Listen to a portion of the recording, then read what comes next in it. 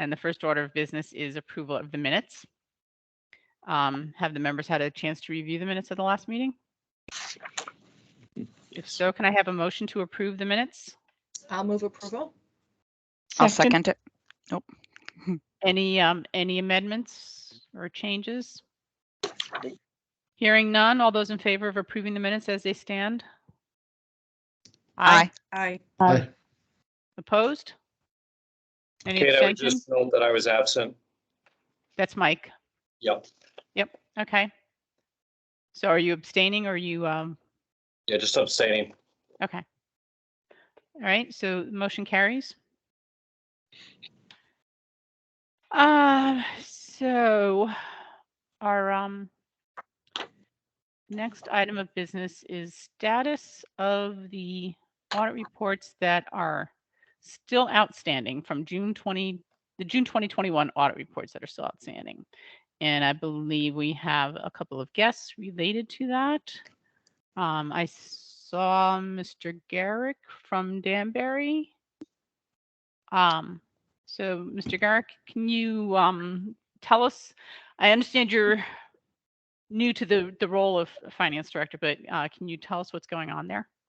Yes. So we got hung up on the audit, mainly related to the Board of Ed. Got everything in together from them, and we're ready to complete our audit at the end of June of 22. And that's when our director of finance left. So that raised questions with our auditors, and we're working through that now.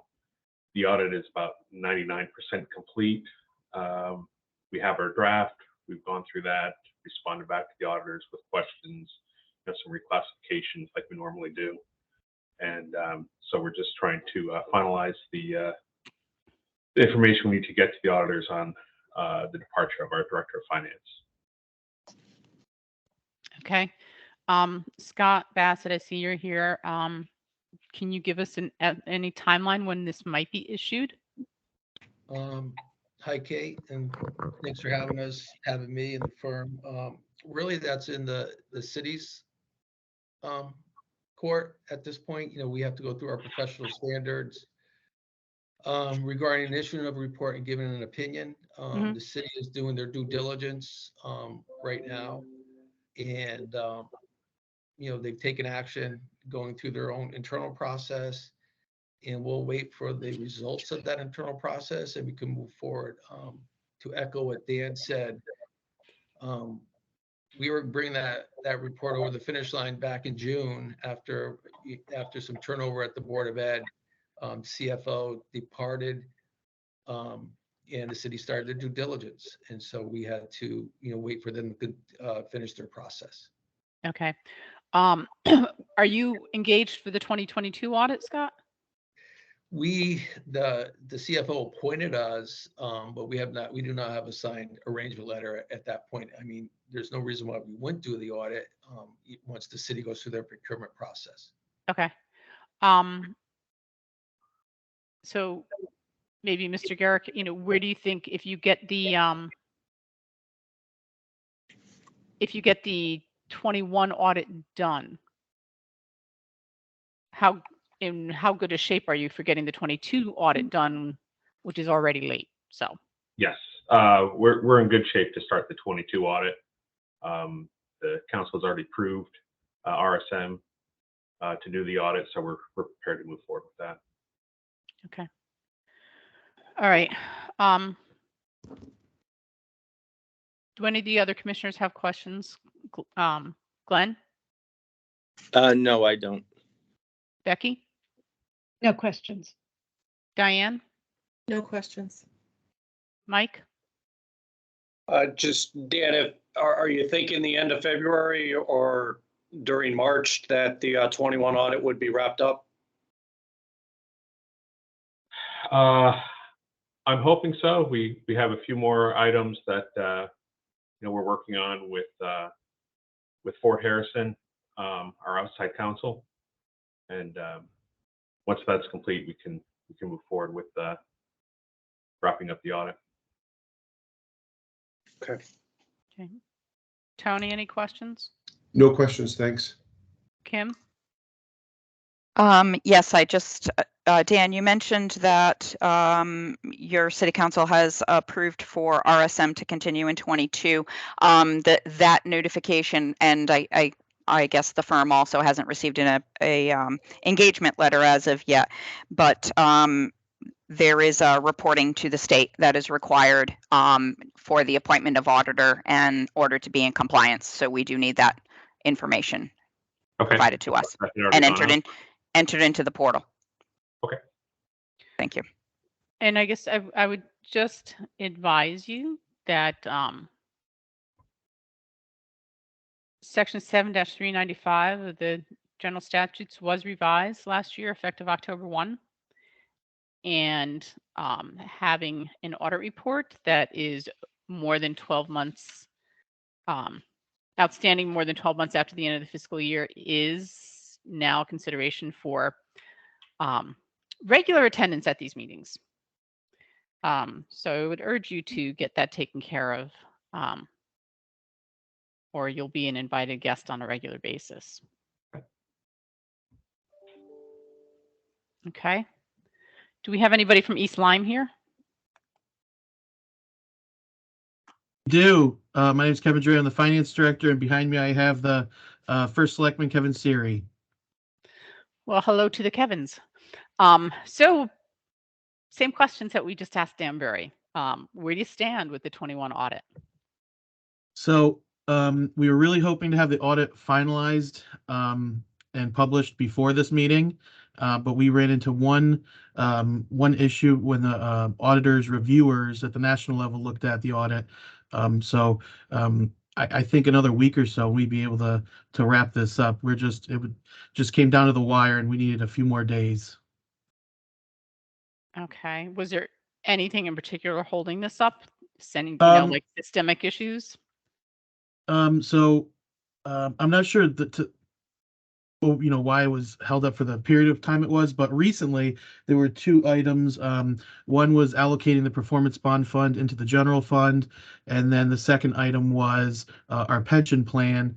It needs to be allocated amongst the sewer fund and the general fund, and so the auditors, the reviewers at the national level picked that up, and so the auditors had to go back and make some changes there.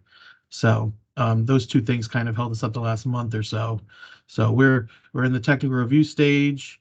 It's just a matter of crossing the finish line and getting the final sign-offs. Okay, and with those things, if you fixed those for 21, I assume that you've got them fixed for 22 already. What's the outlook for the 22 report? So I'm in constant communication with Ron Nossick, the town's auditor. And I asked him, did he think 6:30 was a reasonable request? I asked him that in early January, and then we got postponed a month. So my assumption would be, July, June, July timeframe to get the 22 audit wrapped up. Okay. I would give you the same warning I just gave Danbury about the state statute, so you need to get on that. Glenn, do you have any questions? Nothing in addition to what was asked. Okay. Becky? No questions. Diane? No questions. Mike? I'm good. Tony? So I do have a question on, it seems like East Lyme has been late the past 3 years. And so it seems like more of a systemic problem than a specific problem with this particular audit. And I'm curious as to why that is. I'll take this for Kevin. I came into office a year ago, December. Kevin just came on as our finance director due to our previous finance director retiring in September. Okay. One of the things the auditors had pointed out in several previous reviews was the need for an assistant finance director. That is in our budget for next year. We are going to address this to make sure that the people are in place to address this. In fact, even some of the newer members of the Board of Selectmen and Finance have said we needed to address this. We all have understand this very well, and we are planning to put the infrastructure in place to make sure this does not happen again. In fact, we've already talked about this year, we're going to complete 3 audits in 21, 22, and by December Right. December 31st to 23. So, Well, that's great to hear. I appreciate that, and good luck, Kevin. yes, thank you. Kevin's. The Kevin Square. Yes. That will be quite an accomplishment if you get them all done, but we'd like to see that. Kim, did you have any questions? Just one question. That is about, you said you put it into the budget was for FY23 or 24? 24. So the 24. deputy finance director would start July 1. And if the budget gets approved in May, maybe we hire them a few weeks early. Okay, Yeah. Yes to that. Yeah. perfect. And that's very supported by the Board of Finance and Board of Selectmen as well, bringing on this additional resource. Fantastic that you're addressing this issue. That's good. Glad to hear it. Okay, thank you. We do hope not to see either of you back again, but That's our hope as well. That's our hope as well. Yeah. we get those reports done. Okay, Thank you. let's move on to the town of Brooklyn.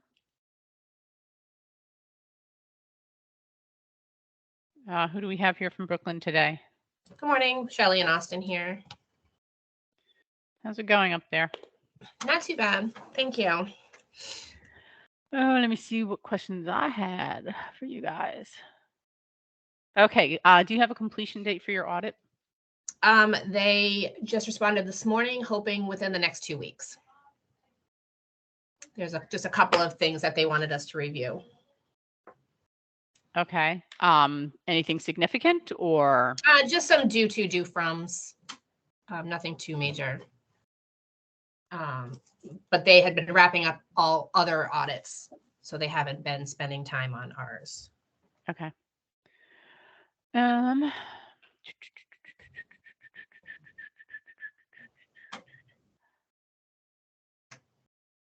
I had one, this may be a weird question, but looking through your revenues, you had no dog license revenue last year? That is a good question. We did.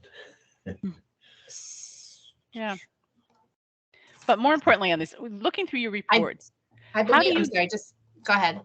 how do you deal with the Board of Ed? Like looking through your general ledger, the town's general ledger, I don't see the Board of Ed referenced anywhere. So what is it you do to reconcile with them? Or did I just miss it somewhere? No, actually, the Board of Ed is in our general ledger as a, and I wasn't sure. I was still researching that. Bear with me 1 second while I open it up because I cannot remember the description they were calling it. They don't have us in as them as an expenditure. They have them in as a transfer out account type, which I'm not sure is the accurate way to do that. You're a single community district, right? You're not like in a region? Correct.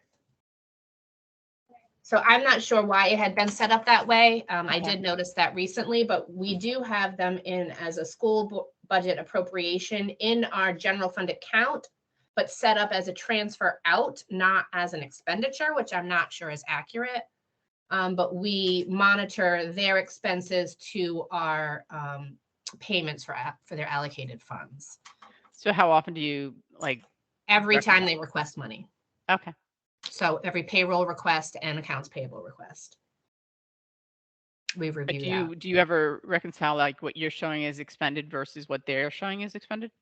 Yeah, so we, for their expense line, we sometimes have to front some money for grants, and then they provide reports based on what they've requested to their expense accounts to what we've allocated. So we do a quick audit of that every time they request money. We review that. Okay.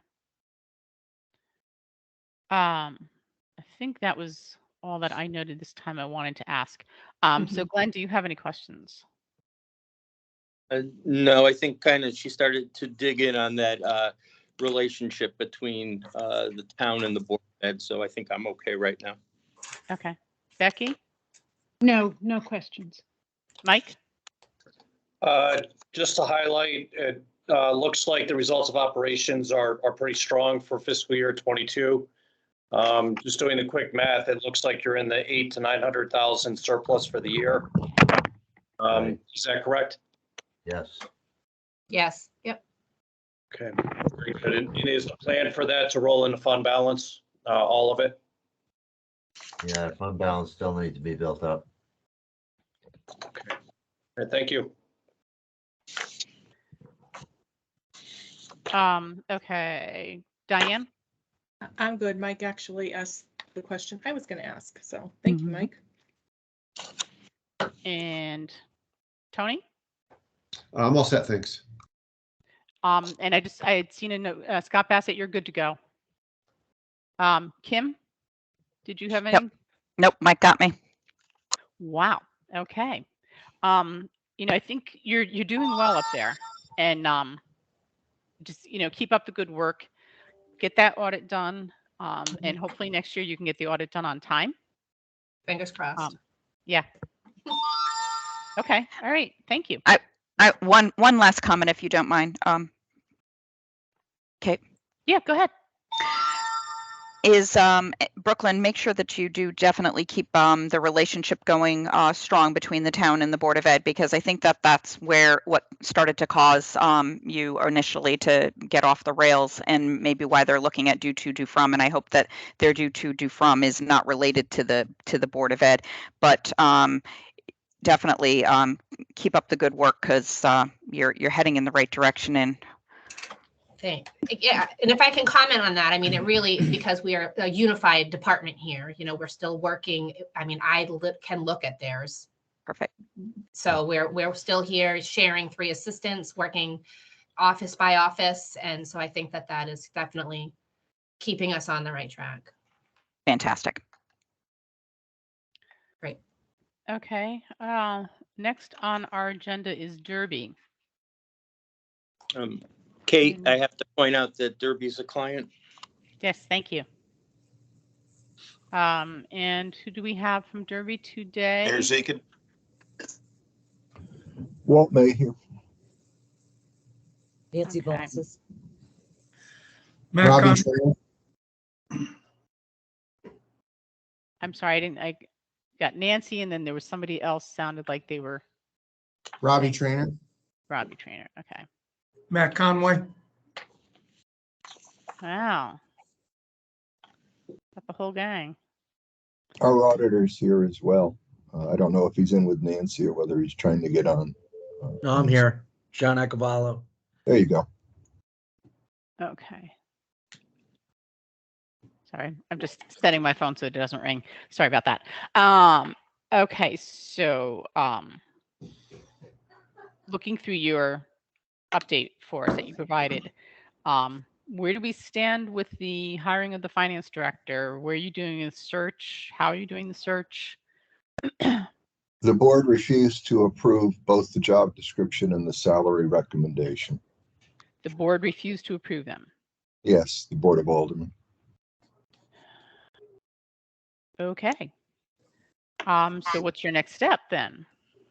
Well, we're going to bring it back to them again at the next meeting. They just postponed it. They gave no real reason. Okay. That is that is just so important. I cannot emphasize. We were both shocked and disappointed. Yeah. Yeah. Okay. Do you think a communication from this commission would aid in your ability to get that approved? I would welcome any support from the commission, both on that and the human resource director. We've told them that both of these things were essential recommendations coming from the MFAC. We had began the process, found out that there was no job description on file for the position. Mm-hmm. So what we did was we went and worked through CCM, and we went through the government, finance officers portal to look at current job descriptions and postings that were out there. Took all that information and gave it to our human resource director, who is only there 1 day a week, and came up with this modified or actually new job description for their approval. And Same thing on the salary ranges. We got the data from CCM and then, formulated into a report that they could easily see what the average compensation was statewide for the respondees. That wound up being about 125,000. And there's always been this conversation in Derby that, well, we're a small community. We shouldn't go by statewide averages.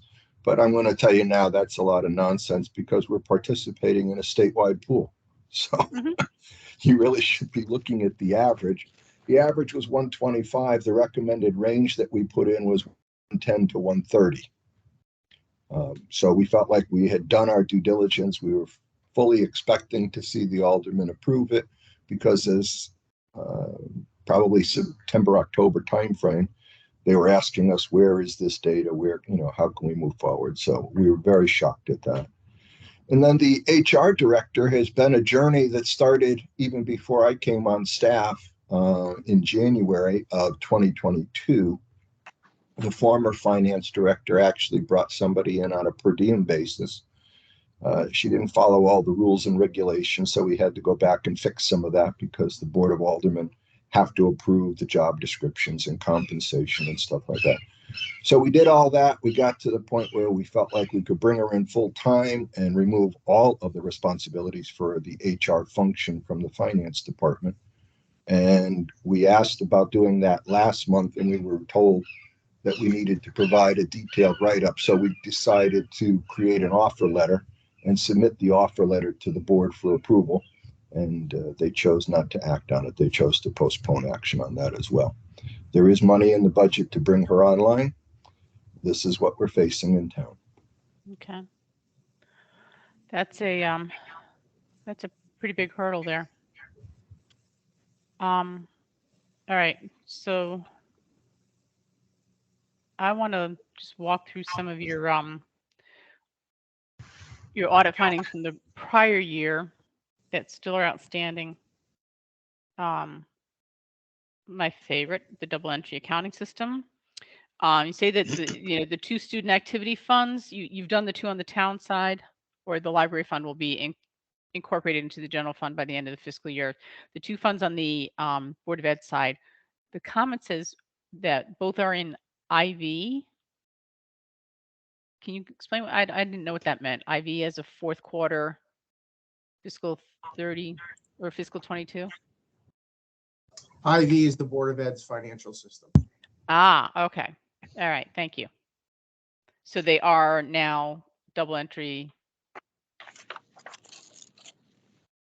All right. The next one I wanted to look at, accounts payable cutoff. Does the Board of Ed use an encumbrance system? We do. We do. So that should help you a little with getting that stuff taken care of.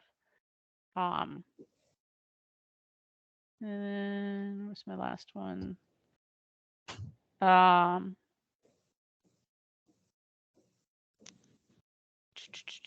Looking at, I guess it's not my last one, the commingling of funds. The Board of Ed has their own cash accounts? Or I wasn't quite understanding there.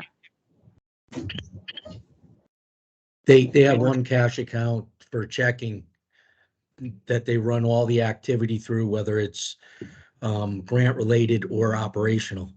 Okay. And the town funds that on a regular basis? The town funds the operations and they do the regular drawdowns from the state into a savings account that's set up. And then there's a transfer from the savings account to their checking account. Okay, so what's the status of getting the cash account? We've been asking the Board of Ed to have a separate checking account for grants for a while now. Okay. I would point out that another of the changes made from the that Public Act 22-35, I'm looking for it. There's reference to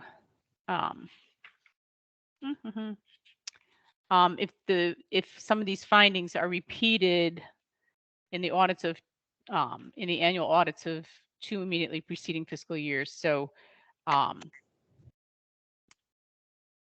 refers to material or significant audit findings, but I would urge you to get those taken care of, because having them out there on a regular basis, it's just bad. All right, let me open it up to the other board members. Glenn, Glenn, this was not the one you had the conflict with, right? This is the one, so This I'm is the just, one you, all right, gotcha. Becky, No, no questions, Kate. Mike, Just Nancy, can you just give an update on how things are going in the absence of the finance director position being filled at this point? I will admit it's a little difficult because we're short-staffed to begin with, and to not have that leadership it's tough. But we're moving along. John's been a great help, and Walter Mayhew has been awesome. So we're progressing. We'll get through it. Okay. All right. Thanks, Nancy. Diane, I'm good. Tony, So I do have a question with the fact that you're having difficulty filling the finance director position and that with all the work involved, are you still planning to upgrade your financial software package? Or are you on hold, or what's the status on that? No, we are. We developed an RFP based upon a number of factors. I have probably 25 years in financial software development, so I understand what a system's supposed to do and not do. And we took at what the system currently does do, found it wanting. So we developed an RFP. We solicited feedback from the department heads to include in the RFP things that they felt were important. The RFP went out. It came back, I believe, on, was it Monday, Nance? Yes, it just came in. Just came out on Monday. Nancy is interfacing with the vendor to set up 2 on-site visits for the finance department to go and see the system at work in municipalities that are around the same size as us financially, and also have a utility. We currently have a WPCA, which uses the finance system. I've asked them to wrap that up in the 2 weeks while I'm away on vacation, and to be able to provide a detailed report on their visits and their analysis. I have called the vendor to find out whether we are still in the window. He said we are. As long as we can get this approved for the March Board of Aldermen meeting, we should be good to go. you only got one response? Only have one response, yes. Oh. Is it does it have other aspects to it other than just like accounting and? Yes, it's a complete financial and tax assessor, building department, all of those kinds of things. Yes, the current system we have, while it is outdated, does touch on all of those different aspects of city government. So we wanted, if best as possible, to try to find another one that would do that, so we didn't have to have manual intervention between systems. Right, that's good. That's good, because that could leads to problems. Yeah, exactly. The automation of all the functions was one of the critical aspects that we included in the RFP. All right, thanks. Are you at all concerned that you only got one response? Yes and no. Yes, in that we were hopeful that there might be others, but quite frankly, besides the one that we have and the one that replied, those are the only 2 that I could find that offered that kind of comprehensive approach. I don't know what the pricing is on it yet, and how it compares to what our current pricing structure is. That's usually one of the areas of concern when you get a single bid response. Mm-hmm. I have not seen the proposal yet. Okay. Sorry, Tony, I jumped in on you. Did you have any more? No, actually, I was going to ask that same question about one response. Yeah. Okay. Kim? Yes, did you include that it would have the automation of the Board of Ed system, or at least some type of integration?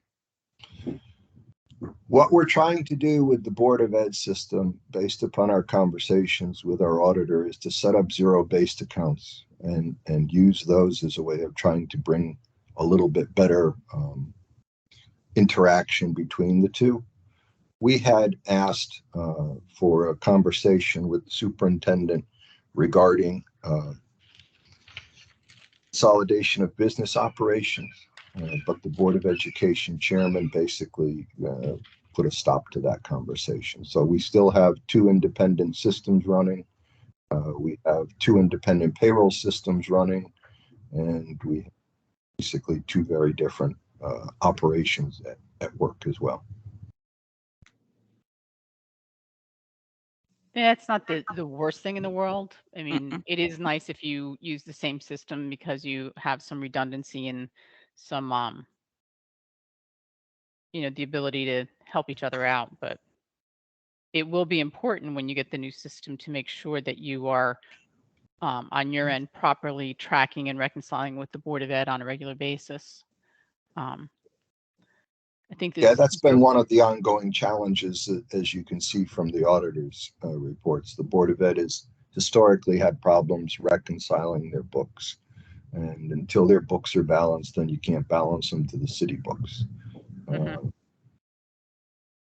And I also think the way the process is intended to work in the future, and John, correct me if my understanding is faulty, is that by using the zero-based accounts and requiring the accounts payable registers in advance and the payroll registers in advance, we have all the information we need to do the reconciliation.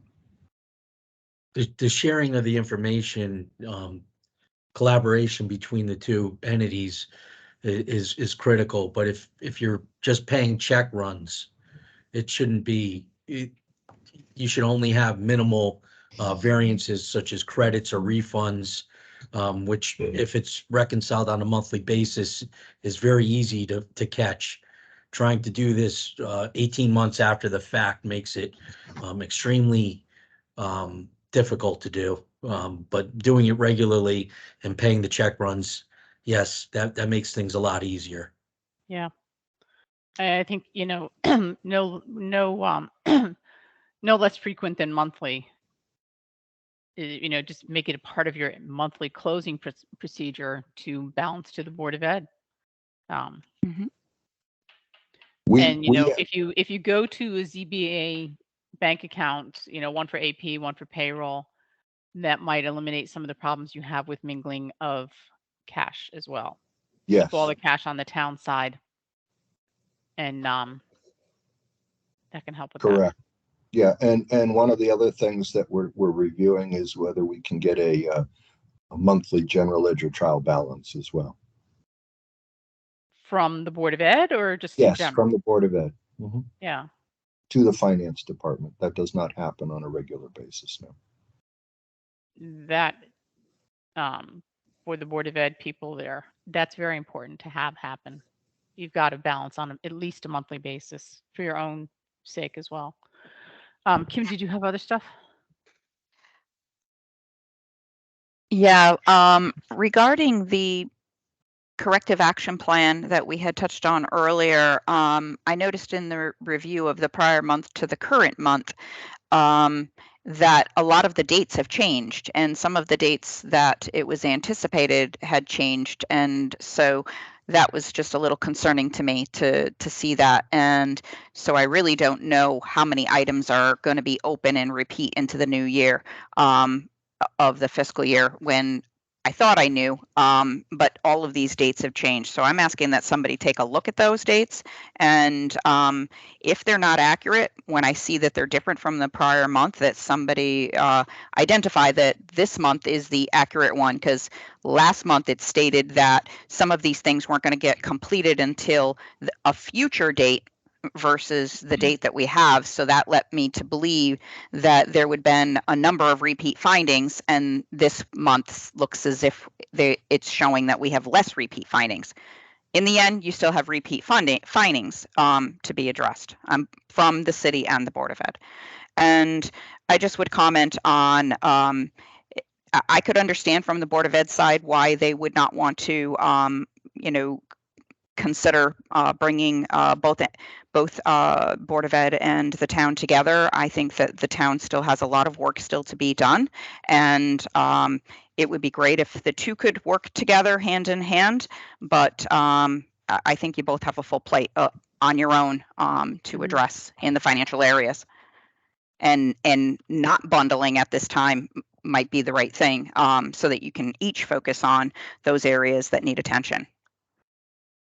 And I would say, To address your concerns about the action items, that was done in response to the question that was forwarded to us. Nancy reviewed the findings, and there was a mixture of calendar dates and fiscal dates. And so that's probably why the date changes reflect what they do. And besides personnel, there are other bundling options such as software costs and other things, which certainly can be pursued that don't negatively impact straight aside from a personnel point of view. Sure.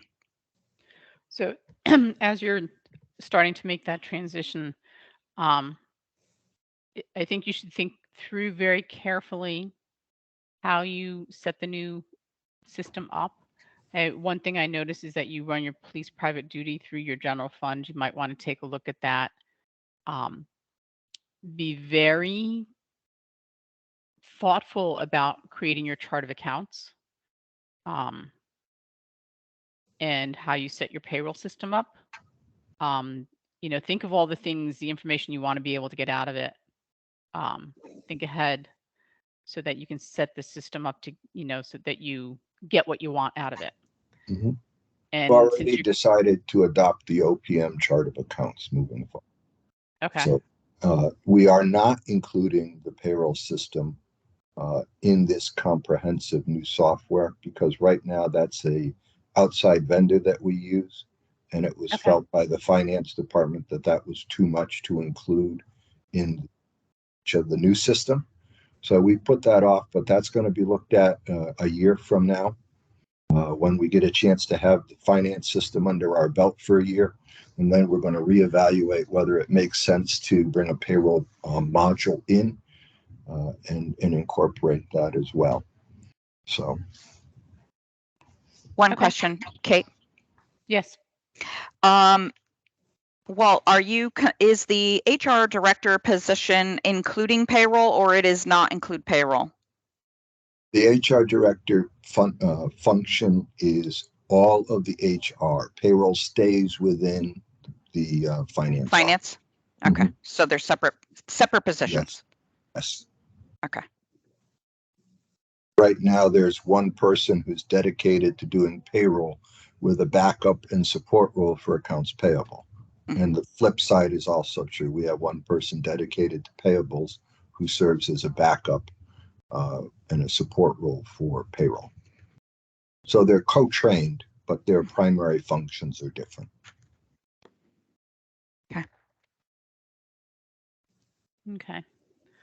Well, I think you guys still have a ways to go, and we will, at the end of the meeting, we'll talk about what we can do in terms of some kind of communication that supports the need for filling the finance director position. That would be greatly appreciated, and also the HR position as well, because there are still responsibilities that wind up in the finance department just because of the inability of the HR person to be on site full time. Mm-hmm. Okay. All righty. All right. Thank you very much. Welcome. Thank you. Next up, we have the town of Hamden, and I saw the mayor's name there, and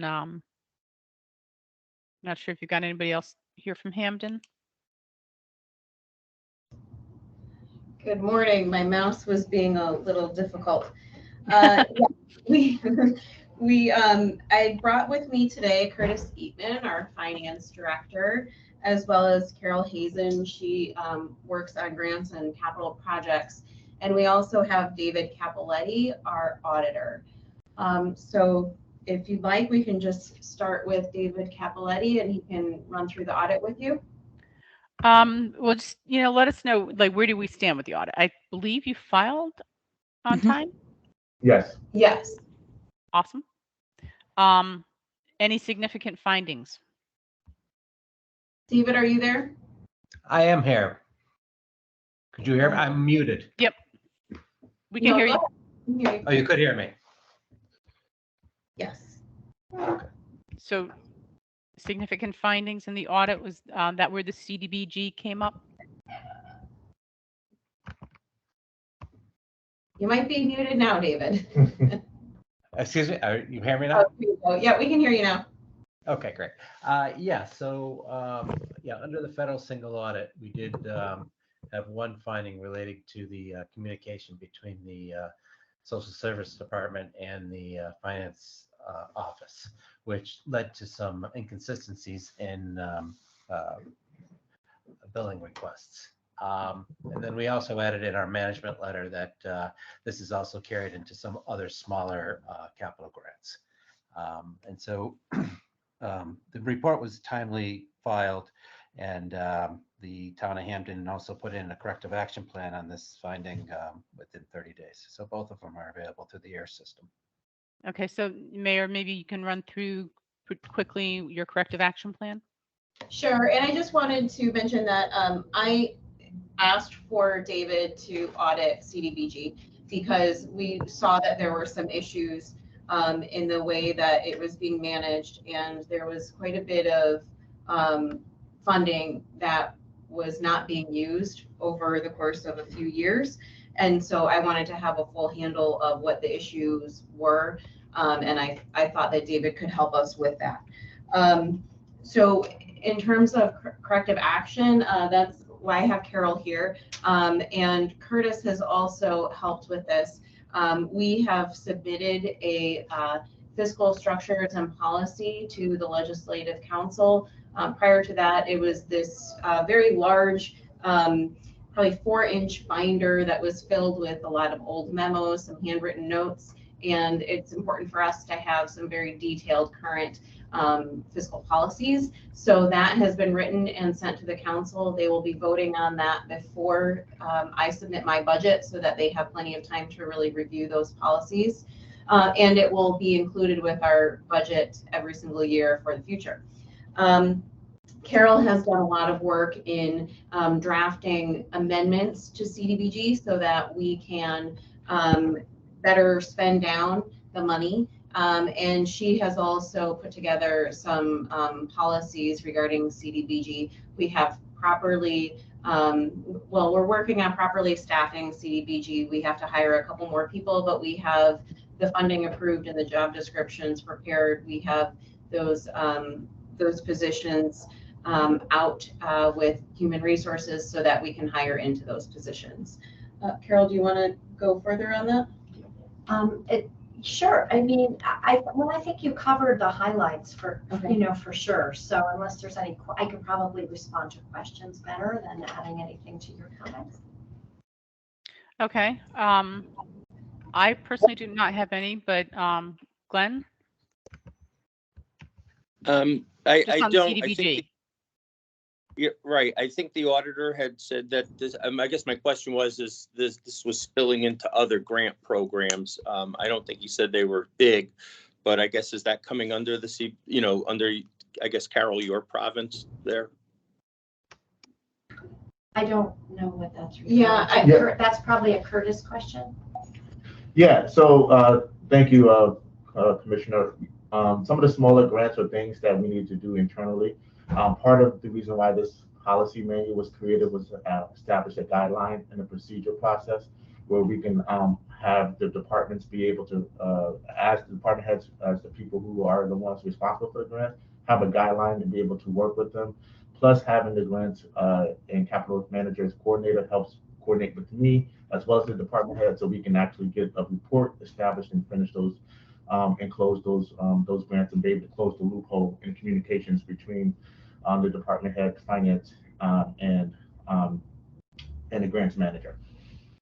We also have a person in finance who is responsible for making sure that as CDBG is spent down, that that we have those internal checks and that CDBG is handled quite separately. Thank you. Okay. Becky, did you have anything on the CDBG? No. Mike? I'm good. Thank you. Diane? Nope, I'm good. Tony? I just have a quick question on the schedule you submitted for the projection for 2023. Is that a you have a surplus in debt service? Yes, it's part of our debt, it's part of our debt structuring fund balance mitigation plan. So what we're saying is because we budgeted a certain amount of money, but the actual payment is actually smaller, the difference between those two numbers will fall automatically down to the fund balance. We're saying essentially that we project we will honor that and that our fund balance should grow by the end of 2023 audit. You should see an increase in our fund balance. Right. Okay. I see. Because your year-end projection's a little under 9 million, so you're hoping to increase your fund balance by that much. Yes. Yep. Yeah. All right. Great. Thank you. Okay. Let's go back to just general now. Switch my screen here. All right. On your audit, you say the unassigned fund balance is $12.9 million. How does that meet your fund balance policy? And if not, what's the plan to get there? Yeah, it just barely meets the fund balance policy. And so I am supporting the plan to grow the fund balance through the debt restructuring that has happened. And we have our final debt restructuring that will happen this summer. It's already been approved by the Legislative Council. And after that, we are not doing any more debt restructuring. For now. I don't support debt restructuring. The only reason that I agree to do it now is because there's a plan behind it to grow the fund balance. In the past, we've done debt restructuring and it was to lower the mill rate, and I was against that. Yeah, but if interest rates change, someday you might want to. Just to. Sure. Yeah. All right. So I was looking at your capital budget, the note there. It said, so first two things. So the self-insured medical expense, you are on a pay-as-you-go system. Is there any consideration of going to funding that on an actuarial basis? So we've looked at the state plan, which is a little bit more expensive. It's something that I really like because it would reduce our outstanding costs. But it does come with a pretty large price tag. I believe it was around $10 million or so more than what we pay for pay-as-you-go. So if you don't move to a fully insured plan, will you consider funding your current on an actuarial basis? You mean for OPEB? No, for your self-insured medical expense. So we are funding our pay-as-you-go medical insurance. That was fully funded in my budget. Okay. So we certainly are funding it, and we've been putting more money towards OPEB. I see OPEB as being a good reason for going into the fully insured plan. Yeah, fully insured. But I would like to see us get a little bit of a better price. Our union contracts are a little challenging in that there's a lot of different language that exists from plan to plan. And some of them even have some language that says everything is past practice. And so it makes it very difficult for us to make big moves on our medical insurance. Okay. Also in your report, you say that, talking about the capital budget, that the audit noted several bonded projects with outstanding appropriations after project completion, that they should be continually reviewed.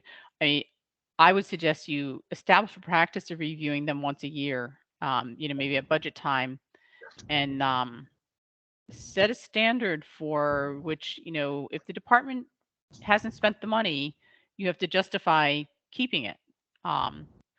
We actually use a percentage. If it hasn't been, if a certain percentage has not been spent, they have to justify keeping it. So I think you're on the right track there. So that was just an idea. Thank you. Thank you. All right, We so did review recently all of our outstanding capital, and we've been spending down some capital on security improvements that had been sitting for quite some time.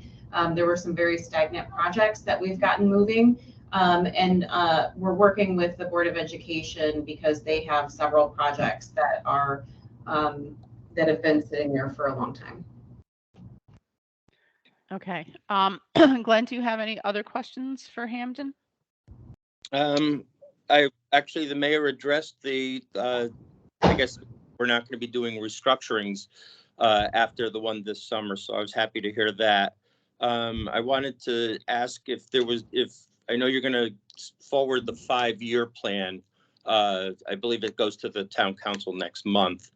I was going to ask you if it was possible to get a schedule of what the restructurings did to your debt service schedule going out. You may have provided that at a different point, but just to see what that's, what the restructuring has done to your debt service payments. And then my only other question is last year you sold Wintergreen School and that had a positive impact on the fund balance. Are there any other property sales planned or worked into any of the figures? So thank you. The Wintergreen sale was for $16 million last year, and it didn't contribute to our fund balance. It was put in fund balance when it was sold, but we've since taken it out and put it into a capital non-recurring fund so that we can do some maintenance around town. We do plan to sell some additional properties, but it's going to take some time. We've been awarded $8.6 million from the state of Connecticut to build a new firehouse. When that new firehouse is built, we'll be able to sell off the old firehouse. We're working with, I sent information about ARPA. Our plan is to build a community center, and that would house a branch library and would enable us to take 2 older branch libraries that are very close by and sell off those properties. Those buildings are not ADA compliant. They need a lot of maintenance and repairs to those buildings. So it takes off some responsibility from the town by selling them off, and the proceeds would go back into that capital non-recurring fund so that we can continue to do maintenance in other areas. So there is a plan to sell off some additional properties. We just need to have the buildings, we need to be able to move into the newer buildings first. Okay, thank you. Okay, Becky?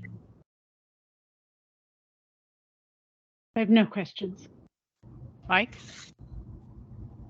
Just circling back on the ARPA with the community center, as I'm sure you're aware, the commitment deadline is December of 2024. Yes. Where are you from a project standpoint? Are you starting or moving down the process of engaging a designer, architect designer? Not yet. Our council is taking a lot of ownership of ARPA, and so they should vote on how we spend the funding within the next couple of weeks. And at that point, they are supportive of the plan.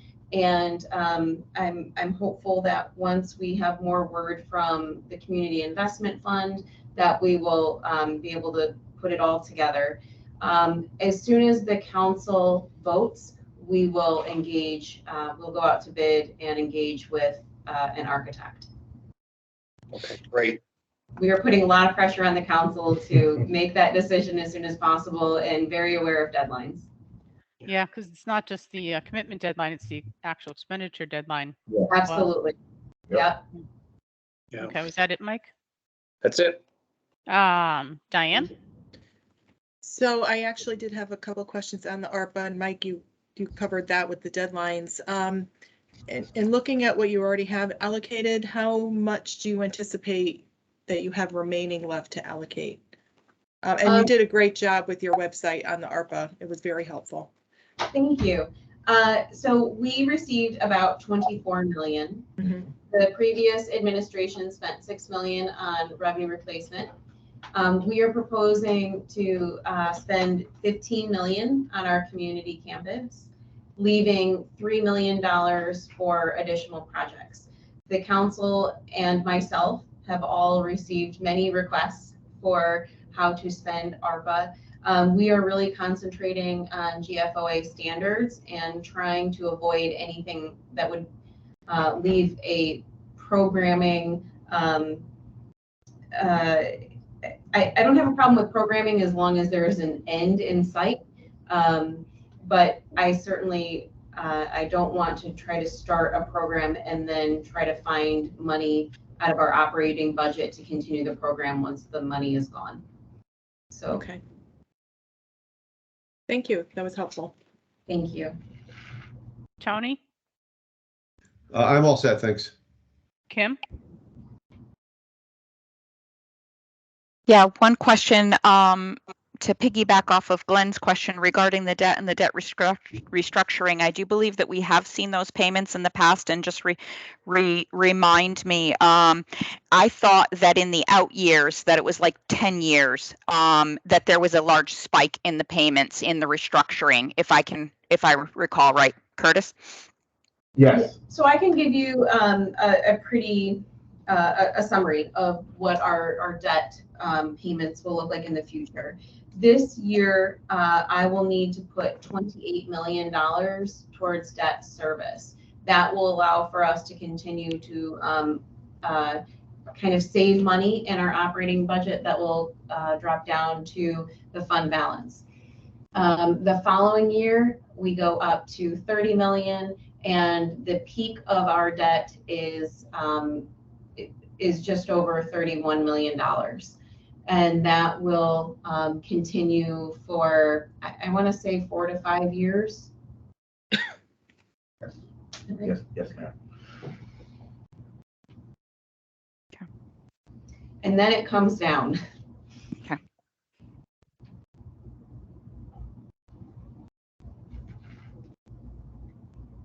Was there anything else, Kim? No. Okay. I did want to praise them on their policies and procedures. Do I have that right? Yeah. Yes. Yeah. Yeah. Thank you for sharing that. And it's always good to see that towns are updating and making sure that their policies and procedures are in line. So that's always good news. It's always a heavy undertaking. Yeah. Thank you.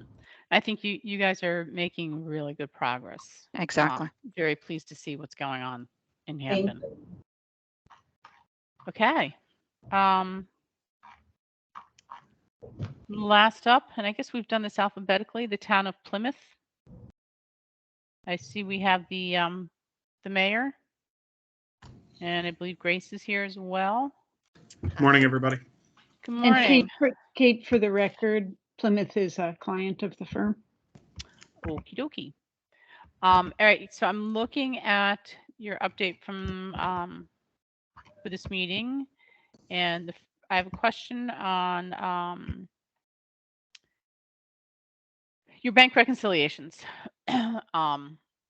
Great that you've gotten, sounds like the big ones reconciled, but you note that you anticipate catching up on the other bank reconciliations, the ones that are only due through June of 22. Can you give us a sense of what those other bank recs are? Well, we have a whole list of like small bank accounts. Right now, we're like halfway through, reconciled up to January for half of the other accounts. stuff like Cleveland Trust account, the WPCA account, the student activities accounts, the education grants account. These are the ones that are not reconciled? No, I'm just saying, you said like what the other accounts are. Well, your report says the accounts payable, the general fund is reconciled through December, AP Correct. is reconciled through January, and all other bank accounts are reconciled through June of 2022. That you anticipate catching up with these bank reconciliations by the end of March. So I'm asking about the ones that are only done through June of 22. What are those? Well, I'm just telling you what our other bank accounts are, and like half of them are, let me see if I have that detail of which ones are reconciled now through January and which ones aren't. And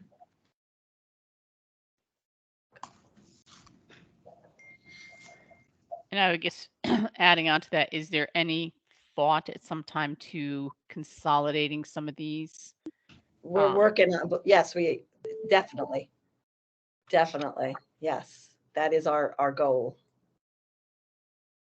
Some of them we can, some of them we can't. Some of them we have to keep separate. The student activities funds, the grants fund, we have to keep separate. Right. Okay. So where do those two stand? Student activities fund, is that reconciled through up That's to date? through January. Yep. Okay. That's reconciled through January. Your WPCA account? Let me find that one. That one looks like it's reconciled through October. Okay. Are these any significant dollar amounts in here? You know, are we talking $5,000 accounts, or are we talking $500,000 or $5 million? With a lot of activity or not? Yeah. Yeah. No, they're small accounts. Small They're accounts, smaller. small Yeah. accounts, low activity? Yep. Okay. Okay. You give us a timeline for the fiscal 22 audit. And I note that less than a week from now, you're supposed to have the complete audit and financial statement draft. Where do we stand on that? I actually, sorry, let me just, I actually got off a phone call with the auditors this morning. Happy to report there's just a couple of open items left, but as long as we get those in by next Thursday, which they stated were very reasonable to have that done, we would be on target still for the end of March issue of the audit. So that date is still not changed. So the end of March date is not changed. Okay. Has not changed, correct. And okay. And a couple of the open items were on the Board of Ed side that they actually got off a call with yesterday. Just some clarification on some items, and they should have that next week. So okay, as long as that happens, we will have the audit issued by the end of March. Okay. All right. Glenn, you have anything? No, I do not. Becky, we'll skip over you. Mike? I'm good, thanks. Diane? I'm good. Tony? I'm all set, thanks. Kim? Just one question on the staffing. It sounds to me like you're in good shape with the staffing that you have now to be able to get these items caught up. Grace? So yes, the I'm sorry. No, I'm sorry, Mayor. Yeah, please. Our proposed budget was actually submitted on Friday to the Board of Finance. I officially present that to the Board of Finance tomorrow night. That budget does make the second staff accountant that was originally brought on temporary. My proposed budget does make that a permanent position. So now it goes through the budget process, and if that is to be approved, we will have a payroll accounts payable clerk and then 2 staff accountants along with Grace. So that would make 4 full-time staff members in our finance department, obviously pending budget process approval. That would be great. That would be great. Thank you. There was something else. ARPA? So your 50% increase in electric rates. How is that spending freeze you're putting in impacting the town? So obviously the relatively warm winter has helped that tremendously.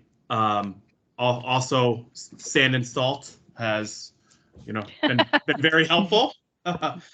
So I do expect that any deficits that we run in electric, we will be able to cover with other surpluses throughout our budget. So I may be getting to the point where I may be able to release some funding to our departments, or at least a soft, rescinding of my order. I probably will wait until the end of March to do that to make sure. But I believe we are looking good for end of year, another surplus. So, and then in my proposed budget, we do budget for an increase in utility costs. So there shouldn't be much of a deficit next year. Hopefully some of those costs come down a little bit, but if not, we did try to budget for that better in the fiscal 24 budget. Okay. I didn't have any other questions, but Kim, did you have anything else? No, I'm good. Thank you. Okay. I guess I just, want to reemphasize the importance of getting all those bank recs done, and where you can consolidate them to make your life a little bit easier.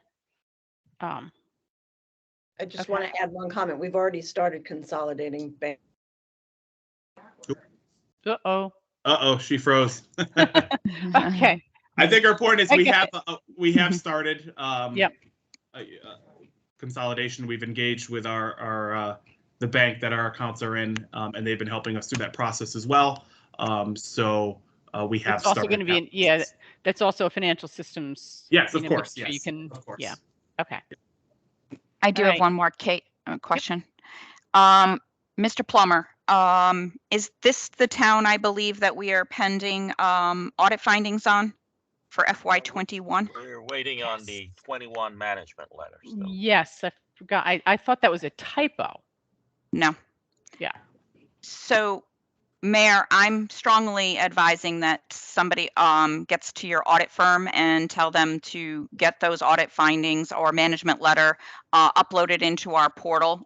You're not in compliance if that does not happen. Okay. And so we had heard that there was going to be some, especially since the reconciliations weren't done in a timely manner. We're anticipating that should occur. So I would like a fast turnaround on that. Okay, I'll reach out to them. Thank you. Yeah, that's very important, because there might be other things that we could help advise you on that we don't even know about because that letter hasn't been put in. Okay. Yeah, and the work isn't being done. So if you have constructive criticism and you're not aware of it, your team isn't working on it. Mm-hmm. Okay. All right. If there's nothing else, Kim, do we have other business? Thank you, Mayor and Grace. Of course. Thank you. And I'll get on that management letter. Thank you. And we'll get that to you as soon as possible. Perfect. I do not recall that we have other business, but I'm going to defer to Bill, please. I can give you a brief update on the 22 municipal audit reports. We still have approximately 80 reports that are on extension through February. Is that an unusual number? I mean, that's almost It's half. been creeping up the last couple of years, and we've got, electronic reporting, the GASB standards, not as many staffing in the towns or at the CPA firms. So there's been a multiple list of items that have apparently delayed the reports more than normal. Okay. I guess we'll maybe take a look at that at the next meeting, see if the list has gotten any smaller. Yeah. do we want to send a letter to Derby endorsing? Yes. Yep. Yes. Okay. So Bill, Absolutely. can you Do you need a draft motion? something? Yes. Yeah, we will put a draft together and we will share it. Okay. If they can't agree on the job description, it's not a good start. No, no. But it also tells you how different we all are in that a council has to prove a job description in some places. Right. Right. Right. So, okay. And just so you know, I signed a letter this morning to John, thanking him for his years of service. And we are hoping to fill his spot soon. That's what we were going to comment on, Kate. Okay. Was if the members could please, if you have any recommendations that you would like to put forth, we're really looking, I think, again, to have another audit firm. That would be helpful for consideration, and that we could have either, a pool or a couple of people to bring to the secretary's attention to then put over to the governor's approval. Just wanted to point out, this has to be a non-municipal person. It's Yeah. one of the three professional. Right. But we were Yeah. looking for an accounting firm again, Yeah. like the background, similar background to what we had with John. I think it was very helpful to have somebody with audit experience. Agree. He complimented this group. Yeah. Okay. All right. If there's nothing else, can we have a motion to adjourn? Actually, Kate, just if we can quickly back to the submission of the audits. We had a GFOA board meeting last week, and there's some comments coming out that are troubling from the standpoint that towns are going out to RFP for audit and not getting any responses. Ooh. So there's I think the firms, at least based on my interpretation, they're focusing in on their core base clients and not looking to take on additional business. And if over time, this is going to become, I think, problematic from the standpoint that, we're going to have a growing list of towns that are having trouble trying to get their audits done on time. Well, and I think some of the consolidation that's gone on in the accounting world has maybe impacted that. How many do we have? We've got McGladrey, we've got CLA and O'Connor. O'Connor Davies, yeah. O'Connor Davies.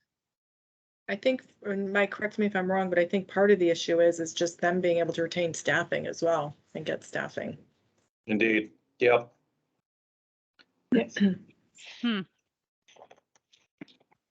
So. Well, that is problematic. Yeah. I mean, maybe something to keep an eye on is, when's the appointment of auditor notification due by? Is it May 1? Yeah, 30 days before, actually June 1. 30 days before the end of the fiscal year. It's June 1st. And so I don't know, like, if there's anything we can do with encouraging smaller firms to start, I don't know what the process is to become qualified to do municipal audits, or if there is any process.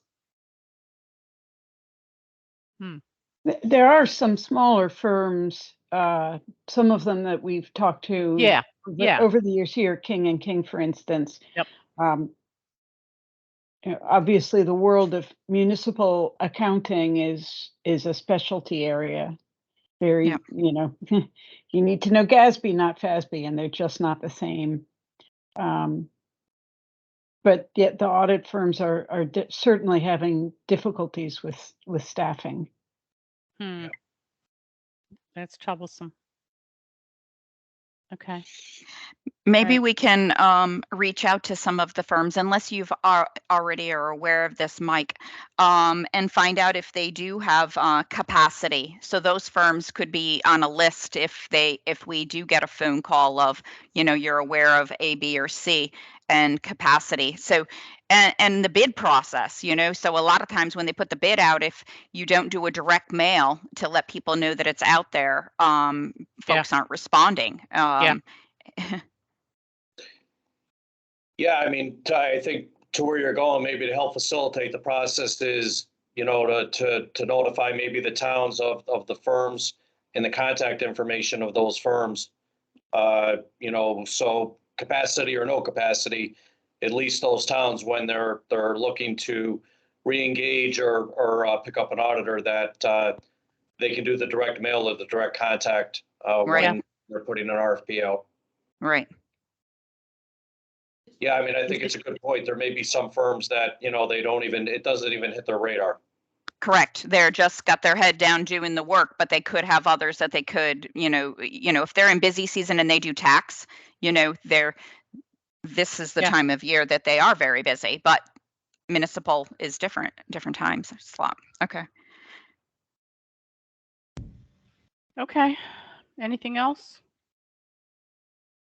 All right. Can we get a motion to adjourn? So moved. Second. All those in Second. favor? Aye. Aye. Aye. All right. Thank you all. Thank you all. Thank Thank you. you. Everyone have a good day. Yeah, You bye-bye. too. Bye.